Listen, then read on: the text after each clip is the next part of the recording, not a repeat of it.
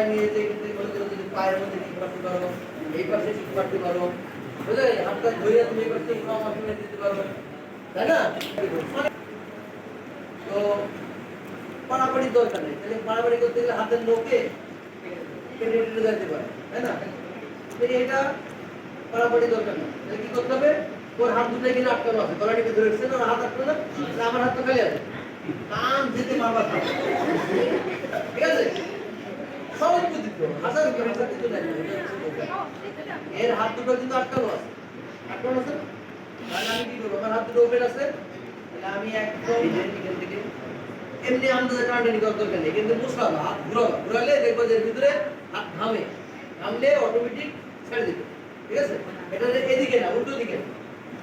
আর যদি মনে করো তাহলে আরো কিছু করতে চাও, তাহলে তো মনে করো যে এই যে আছে মনে করো এখান থেকে সরাই নিয়ে যেতে, এখান থেকে মনে করো যদি পায়ের মধ্যে ঠিক করতে পারো,